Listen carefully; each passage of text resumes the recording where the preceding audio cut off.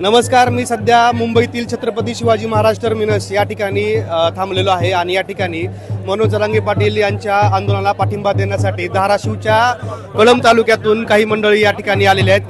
मराठा बांधव या ठिकाणी आलेले आहेत आणि या ठिकाणी हे तुम्ही बघू शकता की शेतकऱ्यांनी चक्क शेंगा आपल्या मराठा बांधवांसाठी द्यायला आणल्यात. मागच्या 2-4 दिवसापासून अशा बातम्या येत होत्या की इथल्या खाऊ गल्ल्या वगैरे बंद केलेल्या आहेत.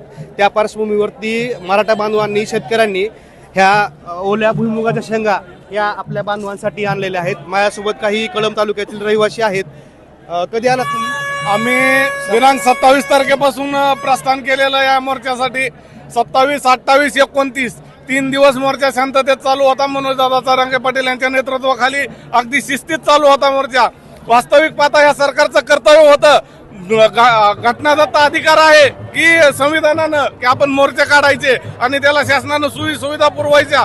परंतु 29 तारखेला इथं आल्यानंतर आम्ही जशी जशी गर्दी वाढत चालली तसं बहुतेक प्रशासनाचे किंवा कुणाचे आदेश आले असावे. प्रत्येक खाऊ गल्ली दुकान बंद झाला आणि आमचे पाण्या वाचून हाल झाले. परंतु कितीही मुश्किल आली तर मागा हटल तो मराठा कसला.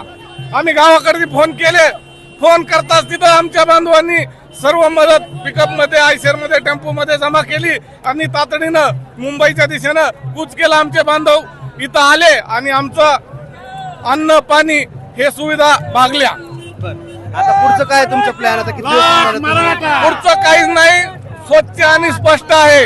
ही मागणी शांततेचे आंदोलन, शेकडो आंदोलन झालेली